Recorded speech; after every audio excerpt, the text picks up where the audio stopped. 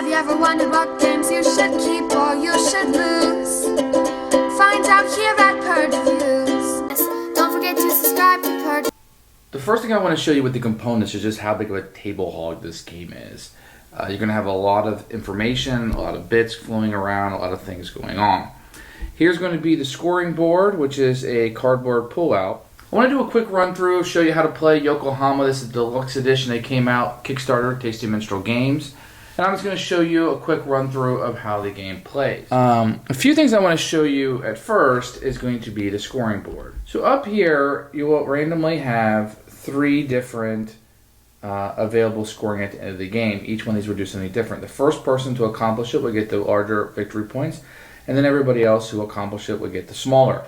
If it is like this first one, which is having 6 silk, you don't have to give them up, you just have to have them. Over here, you're going to have the customs board and the church board. I'll explain how those go later, but those are end of game scoring, whoever has the most people on it. And over here, you're going to have more boards of being able to gather cards. First things first, let me explain how this player board will work. So what you're going to have here is a number of assistants. You're going to have some shops and some trading houses down here. And when the game starts, you will have a number of assistants, 2 shops, and a present that you will be utilizing. At any point that you want to play, you'll be playing from your hand and not from the warehouse. And we'll explain the warehouse in just a few moments. Now, this is set up for a 4-player game. In a 2-player game, you will use less of these tiles. On the back of the tiles, it will show you how many players it will play. So if it doesn't have an icon, you would use all of them for a 2-player. For a 3-player, you would use ones with 3+, and for a 4-player, you would use the ones with 4+. On your turn, you're going to place assistants, and you can do this in one of 2 different manners.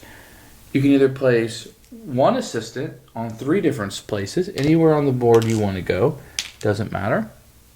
Or you can place 2 assistants on the same place, anywhere on the board that you want. So you would have one of those options. Place 3 total, 1 on each spot, or 2 on the same spot. Then after that, you're going to have one of 3 options. If your president is, and this is stickered up, is not on the board, then you will place it anywhere on the board and activate that spot. If he is on the board but you don't want to activate a spot, you can take him off, put him in your hand, thus ending your turn and not activating a spot. Or you can move him. So let's say he was right here on the tea plantation. I can move him any spot where I have an assistant. So I could not move to the bank because I don't have an assistant there, or I could have moved him here, activating this spot, or moved him here and activating that spot. After activating the spot, utilizing the power, which I'm going to come back to, if you were 5, if you had 5 power there, then you will pick up this chit if it's still available, and you will get the bonus listed on the chit. After that, if you have any shops or trading houses available, if you had a 4 or 5 power, then you can build on one of these, whichever spot you activated. And you would just put one of your buildings on top of whatever area that you wanted. And when you cover it up, you get the bonus. So I could go here and get 3 fish. I could go here and get 3 victory points, or go here and get 1, or go here and get none. Obviously, the only reason why you would ever pick these 2 would be if these ones were already covered. And this space is just for your trading houses if you happen to have one, and it will give you 7 victory points. After that, whatever space you activated, you take all the assistants off, and then you put them back in your hand, and they will be available to power next turn. It's very important that you go in order, because if sometimes you'll get stuff later, but you could have used it earlier to activate. So that order is very important. Now the main gist of the game is going to be activating these locations on the board. The easiest way for me to show you how to activate these is to use the rule book. So I will do so. If you went to the copper mine, if you had 1, 2, 3, 4, or 5 power, you would get nothing for the first 1 or 2. But if you had 3, 4, or 5 power, you would get 1, 2, or 3 goods. Now, how do you get power? So if you have a building built on an area, that's 1 power. Your president being there is 2. And each assistant that is there is worth a power.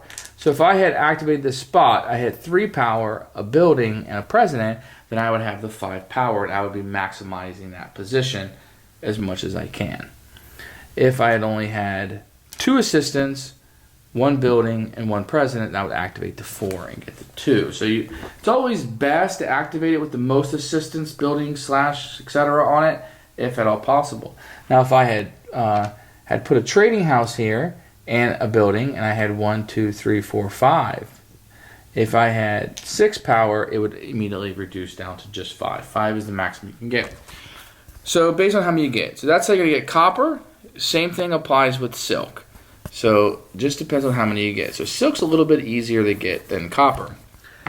Same thing with fish. These are the 4 main resources that you're going to have in the game. The tea, the fish, the copper, and the silk. And they're all relatively going to act the same. The coins, if you go to the bank, you'll be able to activate this for the coinage.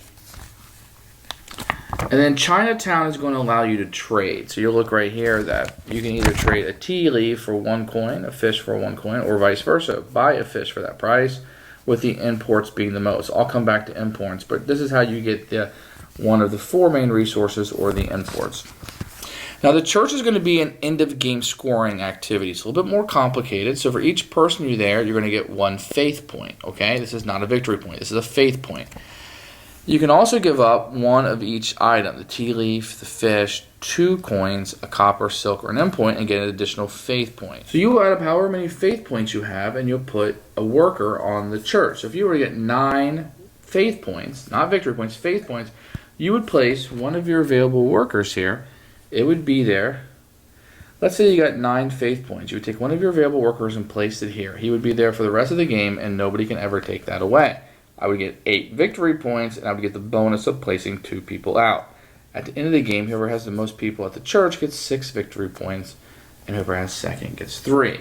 So the church is going to be a way for you to get end-of-game scoring. The customs house is going to work a lot the same way as the church does, but instead of trying to get those faith points, you're going to give up those imports that you're going to be able to get. And if you give up 1, 2, 3, or 4 imports, depending on how much you're able to activate here. Just like the church building, depending on what you're able to power. So if I give up 3 imports, I can either get 16 victory points or 15. Well, why would I ever take 15 over 16? Well, you wouldn't unless somebody already took this spot, then that would be the only one available. If you're able to get 4 imports to give up, you would have 22. And whoever has the most on this at the end of the game will get 8 additional victory points, and second will get 4. So the custom house and the church management are an excellent way to score points at the end of the game. Now at the dock, you're going to be able to go and get these order forms. When you're picking cards at the dock, and I'll show you closer up, you'll see at the top here there's 2 blue, 2 yellow, and 2 red. So when you take one, everything will scoot down and a new one will come up. So the high priorities will go down to low. That's kind of how that'll work. Based on what you power, you'll be able to pick. So the higher power, not only will you get the 3 victory points, but you'll be able to get any card on the list that you want. In addition, I can give up 2 coins or 1 import to pick a second card that I would like. Let me show you what these import cards kind of look like. This order card, I have to give up 3 fish, 1 tea leaf, and 2 silk. I will get 9 victory points and a coin. So they're all going to have different combinations on them. So this one, 1 tea leaf, 1 silk, and 3 copper gives me 9 victory points and an import. This one's a little bit easier to accomplish. 3 tea leaves, 2 silk, gives me 4 victory points and 2 coins. So they're all a little bit different.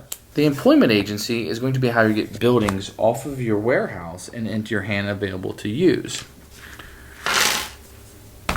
Based on what you're able to power will be how many things I can take off, either 1, 2, 3, or 4.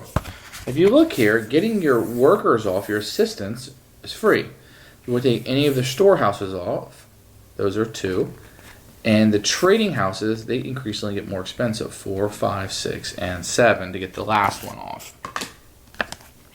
You also have an opportunity to go to the laboratory. This is going to give you cards that will give you powers throughout the game based on how many that you activate, how powerful a card you can get. You can always give up 2 coins and 1 import to add 1. And these cards will do different things. So the laboratory cards will have a price on them based on what you're able to power. In this case, this one will be 3, this one will be 4. And each of them will give you a little bit of power at the end. And as you go up the board, there'll be modifiers, because if you take one, they will all scoot down and a new card will come out. Whoever has the most powerful industry at the end of the game gets 10 victory points, and second would get 5. Now, these cards will do different things. So I'm going to show you a couple of these. This one, when you gain a technology card, you get a coin. Pretty good. Once per turn, you may gain a worker from your warehouse by paying 1 yen. So instead of taking an action and having to get those off and they're free, I can just pay a coin once per turn. And this one gives you victory points. When you fulfill an order, you get 2 victory points. You also notice that these cards, the technology cards, will have countries at the bottom of them. The excellent thing is, if you get these cards that match, then you're able to take these foreign agents. And what these foreign agents will do, they will act as a one-time use as a president. So I'll be able to put them out at the ending or beginning of my turn and activate an area just like I would if it was a president, but it's only used once. So you can be very powerful to get these matching icons, either 2 order cards, 2 technology cards, or a technology and an order card. The last one is the Canal, and this is this card right here, this tile that's put out. And all the Canal does, it doesn't do anything, but if you move through it, you have to pay a coin. And that's important because there are a couple rules to the game. That when you're moving your president, if you move through a location with another president, I have to pay him a coin to move through there. I can never stop where another president is, but I can move through it and it would cost me a coin that I would pay to that red player. But if I was moving up through there, I might want to go through the Canal to pay a coin to the bank as opposed to being able to pay somebody else, which would help them. It also helps me move through the board. It helps me move quicker through the boards. I don't have to have a player there. I don't have to have an assistant there to move through. So that can be very powerful. So let's try to pull all this together. What are we doing? We're placing these assistants out on the board. And what these assistants are going to do is help us power these different places on the board where I'm able to get resources. I get victory points from fulfilling orders. I'll get victory points from placing out at the church. And I get victory points for the customs. And you also get victory points for building buildings out. The technology cards will help you accomplish these things. In addition, there'll be end of scoring based on what goals that you've been able to obtain during the game. That's sort of how the game works. It's a resource game. I get resources to hopefully turn them into victory points and be able to utilize those. This is really a game that you need to sit down and play. It's a fairly complicated game. There's a lot going on, but on each individual turn, the game is actually fairly easy. But hopefully you've picked up something here, or I've clarified something for you while you're trying to play Yokohama.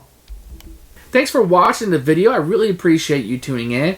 If you liked it, please like it and hit that little subscribe button. That really helps out the channel, lets us know that you're getting the videos that you want. If you agreed or disagree with what I said, feel free to comment below. I'd love to hear what you have to say, and I promise that I will comment back. Thanks for watching, and everybody else, keep playing games.